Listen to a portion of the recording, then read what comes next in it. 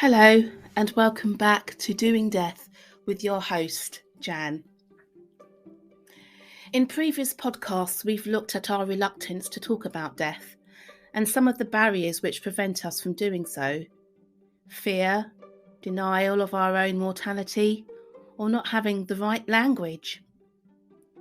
But it's occurred to me over the years that there should be no reason why we can't talk more openly about death and dying. As to me, death can be seen in terms of being as equally a part of life itself. Naturally, most people are afraid of dying. It's a built-in part of our human condition. It's tied into notions of self-identity and the need for survival. And of course, it's very difficult to imagine ourselves as ceasing to be ourselves.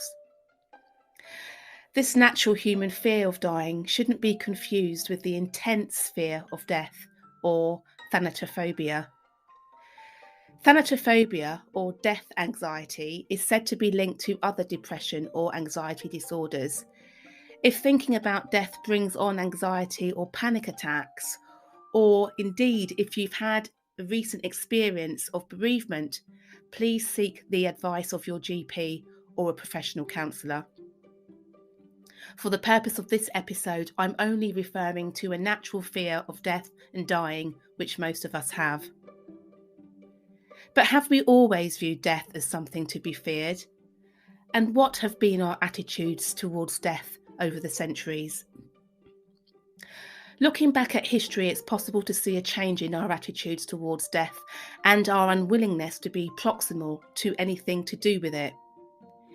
Images depicting death such as hellfire, the skull and crossbone, the grim reaper, and even the lowly raven have filtered down into our psyches over the centuries and have been successful in giving us a dim view of death. In this podcast, we're going to look at the different ways we've understood death and some of our attitudes towards it. In Western culture from around the 6th century through to early 12th century, death was accepted as the collective destiny of all human beings. With limited access to healthcare, concerns about one's own life were overshadowed by a social awareness of the death of others.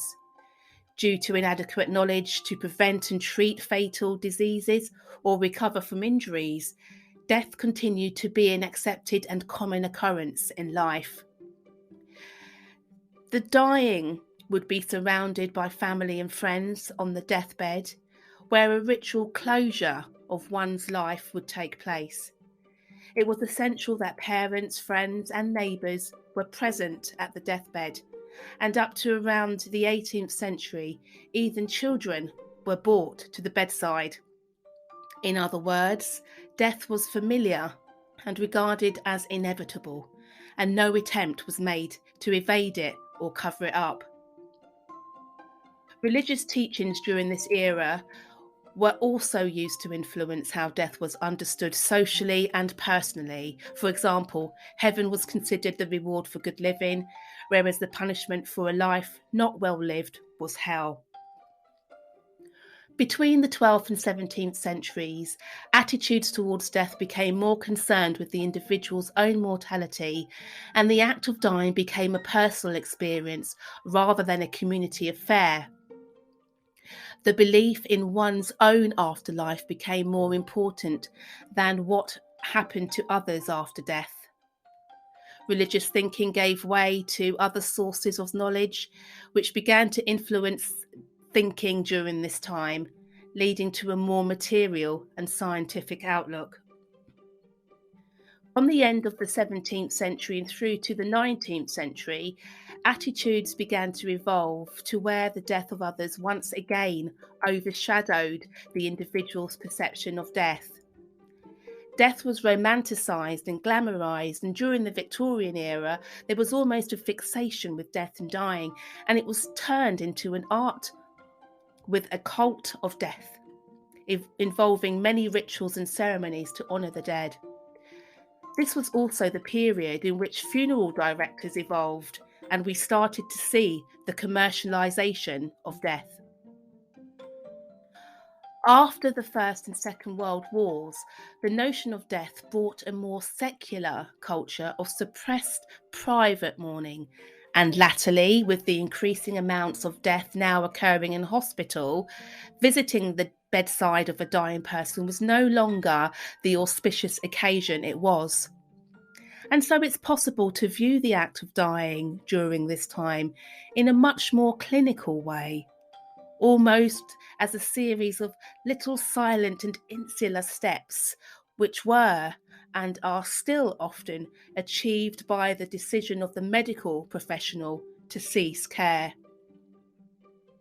In a book called Death and Dying, Life and Living, written by Kaur and Doka, it's possible to notice several shifts in our attitudes towards death in the West, starting, as I've said, from around the 6th century, with death being accepted as entirely ordinary and expected.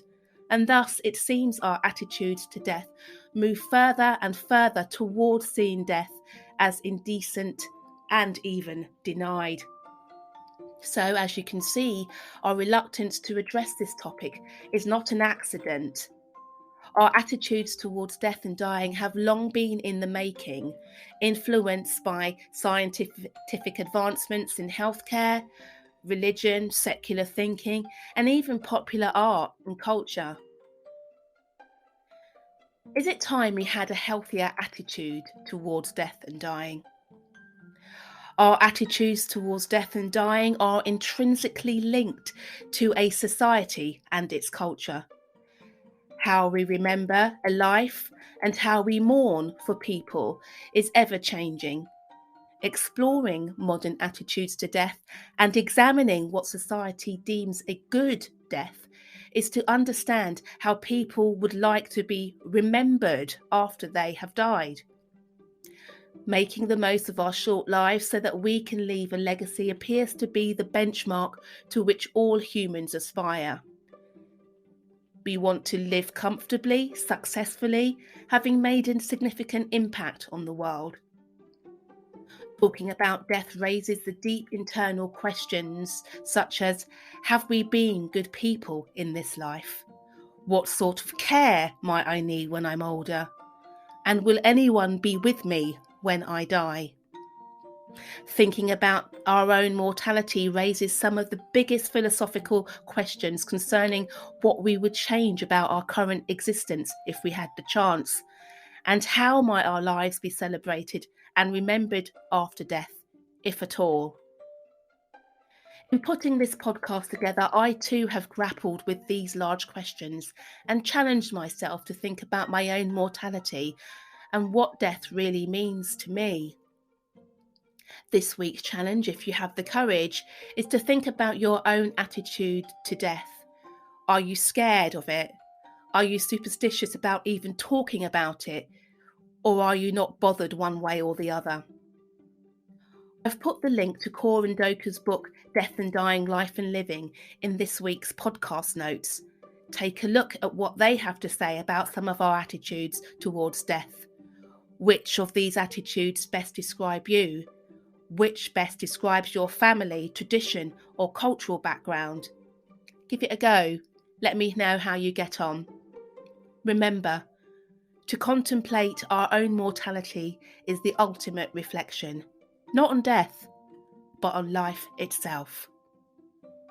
Thank you for listening. Until next time, take care and live well.